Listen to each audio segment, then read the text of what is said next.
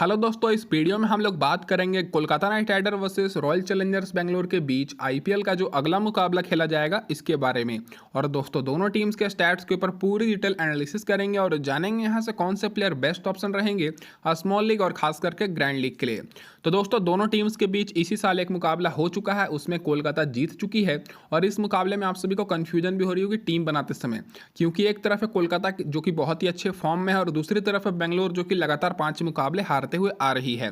तो दोस्तों यहाँ पर हम लोग सबसे पहले पूरी डिटेल एनालिसिस करेंगे, उसके बाद स्मॉल लीग और ग्रैंड लीग की टीम कॉम्बिनेशन भी जानेंगे। तो बात कर लेते हैं पहले एनालिसिस के ऊपर। दोस्तों गौर कीजिएगा दोस्तों, 36वां मुकाबला है आईपीएल का जो कि दोपहर में 3:30 बजे से खेला जाएगा और ईडन गार्डन कोलकाता में ये मुकाबला होगा जो कि कोलकाता नाइट राइडर्स का होम ग्राउंड है। और इसी ग्राउंड पर कोलकाता पिछला मुकाबला जीतते जीतते दोस्तों हार कर आ रही है। तो डायरेक्ट बात कर लेते हैं इस ग्राउंड की पिच रिपोर्ट के ऊपर। तो अभी तक दोस्तों 89 मुकाबले खेले गए हैं, जिसमें से पहले बैटिंग करने वाली टीम 37 मुकाबले जीती है और चेस करते हुए 53 मुकाबले। तो जो भी टीम टॉस जीतेगी पहले बॉलिंग करने का ही निर्णय लेगी। एवरेज स्कोर यहाँ पर आपको 165 के आसपास देखने को मिलेगा। हाईएस्ट स्कोर 235 रन चेन्नई ने बनाई है और लोएस्ट स्कोर 49 रन पर इसी ग्राउंड पर दोस्तों आरसीबी बहुत साल पहले ऑल आउट हो गई थी। स्कोरिंग पैटर्न देखा जाए तो दोस्तों 27 बार 150 के नीचे स्कोर बना है, 150 और 170 के बीच में 19 बार, 170 और 190 के बीच में 27 बार और 190 के ऊपर 16 बार स्कोर गया। और जो पिछला मुकाबला हुआ था दोस्तों वो भी 200 के ऊपर स्कोर गया था, जिसमें राजस्थान रॉयल्स इस ग्राउंड पर पिछला मुकाबला 2 विकेट से जीत कर आ रही है और उससे पहले इसी सीजन दोनों का दोनों मुकाबला स्टार्टिंग का कोलकाता जीती थी। और इन तीनों मुकाबले में फास्ट बॉलर को मिला है दोस्तों 24 विकेट और स्पिनर्स को 11 विकेट। तो इस ग्राउंड पर फर्स्ट इनिंग में भी फास्ट बॉलर को मदद मिलती है और स्पिनर्स को, और सेकेंड इनिंग में भी। तो मतलब बैलेंस पिच है, बॉलर्स के साथ साथ बैट्समैन को भी काफ़ी मदद मिलते हुए दिखेगी आपको इस ग्राउंड पर। अब इसके बाद डायरेक्ट बात कर लेते हैं हेड टू हेड रिकॉर्ड्स के ऊपर। तो दोनों टीम्स के बीच 24 मुकाबले हुए हैं, जिसमें से कोलकाता 20 मुकाबले में बाजी मारी है और बेंगलोर 14 मुकाबले में। और इसी साल एक मुकाबला हुआ था दोस्तों जो कि चिन्ना स्वामी स्टेडियम बेंगलुरु में हुआ था। वो दोस्तों बेंगलोर का होम ग्राउंड था, लेकिन ये मुकाबला नहीं जीतने पाए थे उस ग्राउंड पर। कोलकाता उस ग्राउंड पर 7 मुकाबले से 7 विकेट से जीती थी। और रिसेंट परफॉर्मेंस की बात करें तो 6 में से 4 मुकाबले कोलकाता जीती है और बेंगलोर 7 में से मात्र एक ही मुकाबले जीतने पाई है। अब दोस्तों जो एक मुकाबला इसी सीजन दोनों टीम्स के बीच खेला गया उसकी हेड टू हेड रिकॉर्ड्स की बात करें तो यहाँ पर दोस्तों आपको देखकर अंदाजा हो जाएगा कौन से प्लेयर एक दूसरे टीम के खिलाफ अच्छा परफॉर्मेंस करते हैं, जिसके आधार पर आप लोग कैप्टन और वाइस कैप्टन आसानी से सेलेक्ट कर सकते हैं। तो दोस्तों जो मुकाबला हुआ था इसी सीजन कोलकाता की तरफ से बात करें तो ओपनिंग बैट्समैन फिलिप सॉल्ट और सुनील नारायण बहुत ही शानदार परफॉर्मेंस किए थे। और मिडिल ऑर्डर से वेंकटेश अय्यर 50 रन बनाए थे, श्रेयस अय्यर 39 रन और Rinku Singh 5 run not out. और वहीं दोस्तों बेंगलोर की तरफ से बात करें तो टॉप ऑर्डर से फैफ डू प्लेसिस मात्र 8 ही रन बनाने पाए थे। विराट कोहली भी दोस्तों अच्छा खेले थे, 83 रन नॉट आउट खेले थे। फिर कैमरन ग्रीन और ग्लेन मैक्सवेल का ठीक ठाक परफॉर्मेंस था। फिर लो ऑर्डर से रजत पाटीदार, अनुज रावत फ्लॉप हो गए थे और Dinesh Karthik 20 run not out बनाए थे। तो ओवरऑल देखा है तो आरसीबी की बैटिंग लाइनअप पूरी फ्लॉप हो गई थी केवल विराट कोहली को छोड़कर। और वहीं दोस्तों बॉलिंग से देखा जाए तो हर्षित राणा, रसल और सुनील नारायण को विकेट मिली थी और बाकी बॉलर्स को विकेट नहीं मिली थी कोलकाता की तरफ से। और वहीं बेंगलोर की तरफ से 3 बॉलर को विकेट मिली थी, मयंक दागर, यश दयाल और विजय कुमार।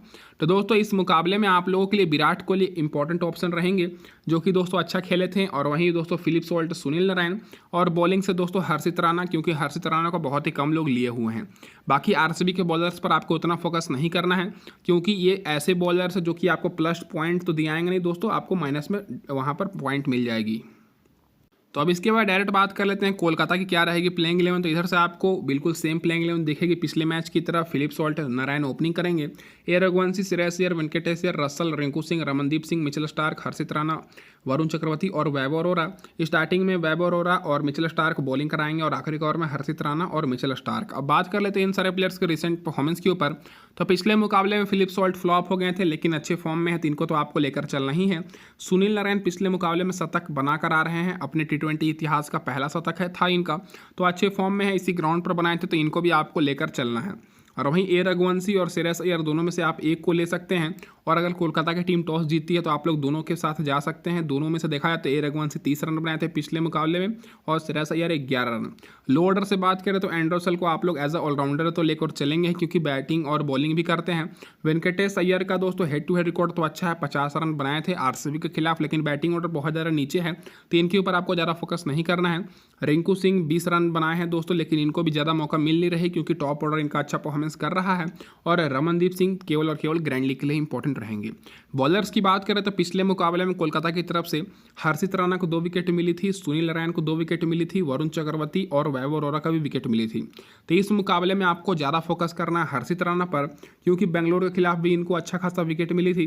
मिचेल स्टार को बेंगलोर के खिलाफ विकेट नहीं मिली थी और पिछले मुकाबले में भी नहीं मिली थी, फिर भी मिचेल स्टार को 50-60% लोग लिए हुए हैं। तो आप लोग को मिचेल स्टार्क पर उतना फोकस नहीं करना है, क्योंकि ये पावर प्ले में बॉलिंग कराएंगे और आरसीबी के दोनों ओपनर्स अच्छे फॉर्म में हैं, इसीलिए आप लोग को इनके ऊपर उतना फोकस नहीं करना है। सुनील नारायण बेस्ट ऑप्शन रहेंगे, बैटिंग के साथ बॉलिंग भी कराएंगे। रसल भी बेस्ट ऑप्शन रहेंगे। वैभव अरोड़ा और वरुण चक्रवर्ती दोनों में से आप एक को ले सकते हैं। मेरे हिसाब से वरुण चक्रवर्ती इंपॉर्टेंट रहेंगे कि एक स्पिन बॉलर को आपको लेकर चलना ही है। अब इसके बाद बात कर लेते हैं बेंगलोर की क्या रहेगी प्लेइंग 11। तो इधर से आप सभी को ओपनिंग करते हुए Faf du Plessis, Virat Kohli, Will Jack दिखेंगे। फिर तीसरे नंबर पर, चौथे नंबर पर रजत पाटीदार, फिर सौरभ चौहान का खेलने का कम चांस है। दिनेश कार्तिक, एम लेमरो, रीस टोपली, मोहम्मद सिराज वापसी करेंगे। फिर यश दयाल, लोकी फर्गूसन और अनुज रावत इंपैक्ट प्लेयर के तौर पर। और दोस्तों बात कर लेते हैं इन सारे प्लेयर्स के रिसेंट परफॉर्मेंस के ऊपर। तो ओपनिंग बैट्समैन बहुत ही अच्छे फॉर्म में हैं दोस्तों बेंगलोर के, और देखा जाए तो बैटिंग लाइनअप इनका ठीक ही ठाक है, लेकिन बॉलिंग इनकी दोस्तों ऐसी हो गई है कि दोस्तों आपको प्लस में पॉइंट तो नहीं मिलेगी, माइनस में पॉइंट जरूर मिल जाएगी। इसीलिए आरसीबी के कुछ ही बॉलर्स पर आपको फोकस करना है। बैटिंग से Faf du Plessis, Virat Kohli दोनों इंपॉर्टेंट रहेंगे, तो इन दोनों को लेकर चलना है। फैफ डु प्लेसिस 62 रन बनाकर आ रहे हैं पिछले मुकाबले में, Virat Kohli 42 run. Will Jack दोस्तों पिछले मुकाबले में 7 रन ही बनाने पाए थे, लेकिन मैं आपको बता दूं कि रन आउट हो गए थे, इसीलिए इनको बहुत ही कम लोग लिए हैं। तो एज अ रन आउट इनको आप लोग देखिएगा तो अच्छा परफॉर्मेंस कर सकते थे पिछले मुकाबले में अगर रन आउट नहीं होते तो विल जैक इंपॉर्टेंट पिक रहेंगे। बाकी रजत पाटीदार ग्रैंड लीग के लिए दोस्तों, सौरभ चौहान भी ग्रैंड लीग के लिए, Dinesh Karthik small league grand league दोनों के लिए, क्योंकि आरसीबी का मिडिल ऑर्डर पूरा फ्लॉप चल रहा है, तो दिनेश कार्तिक को हो सके पहले बैटिंग करने का मौका मिल जाए। बाकी महिपाल लेमरोर 19 रन बनाए थे पिछले मुकाबले में, अनुज रावत 25 रन और Dinesh Karthik 83 run not out. अब बॉलर्स की बात करें तो पिछले मुकाबले में लोकी फर्गूसन को 2 विकेट मिली थी, तो इस मुकाबले में आप लोग को केवल लोकी फर्गूसन पर ही फोकस करना है। बाकी मोहम्मद सिराज भी कुछ खास उतने इंपॉर्टेंट नहीं है। रेस टोपली को भी कंटिन्यूस विकेट नहीं मिल रही है। विल जैक को आप लोग एज अ ऑलराउंडर लेकर चलना है, क्योंकि बैटिंग और बॉलिंग दोनों कराएंगे। और यश दयाल भी कंटिन्यूस बॉलिंग नहीं करा रहे हैं। और आरसीबी के बॉलर्स देख सकते हैं कितने सारे बॉलर्स आरसीबी इस साल चेंजेस की है, तो जो बॉलर बेंच पर बैठे हैं उनका मैंने रिकॉर्ड लिख रखा है, तो यहाँ से आप लोग देख सकते हैं। अब डायरेक्ट बात कर लेते हैं दोस्तों टीम कॉम्बिनेशन के ऊपर। तो दोस्तों यहाँ पर अब हम लोग बात कर लेते हैं टीम कॉम्बिनेशन के ऊपर। तो सबसे पहले यहाँ पर हम लोग स्मॉल लीग की सेफ टीम देखेंगे दोस्तों, फिर उसके बाद ग्रैंड लीग की भी टीम की बात करेंगे। तो आगे बढ़ने से पहले मैं बस यही बोलना चाहूँगा कि अगर आपको हमारी एनालिसिस अच्छी लगी हो तो चैनल को जरूर कर लीजिएगा सब्सक्राइब, और वीडियो को लाइक नहीं किया तो लाइक जरूर कर दीजिएगा दोस्तों।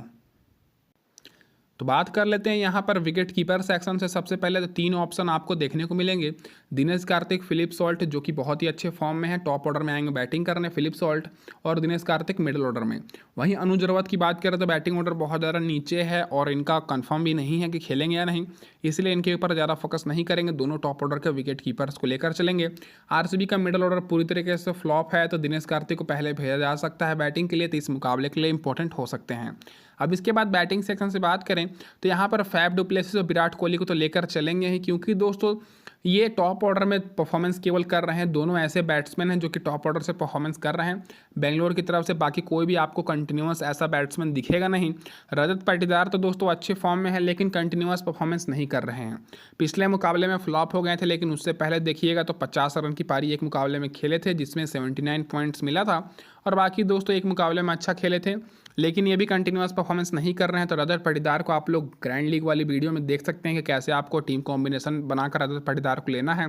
बाकी दोस्तों मैंने Virat Kohli, Faf du Plessis और श्रेयस अय्यर 3 ही बैट्समैन को यहाँ पर लेकर चलेंगे। और श्रेयस अय्यर और ए रघुवंशी आप लोग दोनों में से किसी को भी ले सकते हैं। दोनों दोस्तों टॉप ऑर्डर के बैट्समैन हैं, तो यहाँ पर मैं श्रेयस अय्यर के साथ जा रहा हूँ जो कि कप्तान है।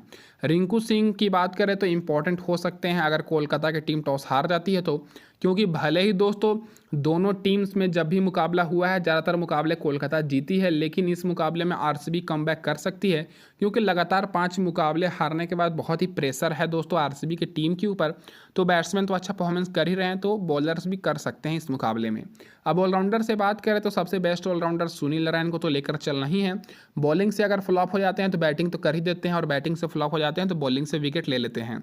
फिर रसल की जगह पर आप लोग चाहें तो यहाँ पर टॉप ऑर्डर के बैट्समैन ए रघुवंशी को ले सकते हैं, क्योंकि पिछले कुछ मुकाबले में देखा जाए तो रसल उतना कुछ कंटिन्यूस परफॉर्मेंस नहीं किए हैं। ये स्टार्टिंग में अच्छा खेले थे दोस्तों, बेंगलोर के खिलाफ 62 पॉइंट मिला था, फिर हैदराबाद के खिलाफ 143 पॉइंट, लेकिन रिसेंट में इनका परफॉर्मेंस उतना दिखा नहीं है। तो एक ग्रैंड लीग की टीम में इनको आप लोग ड्रॉप करके बैट्समैन को ले सकते हैं, नहीं तो बॉलर को। लेकिन स्मॉल लीग की टीम में आप लोग सेफ प्लेयर ही लेकर चलिएगा, तो मैंने रसल को लिया हुआ है।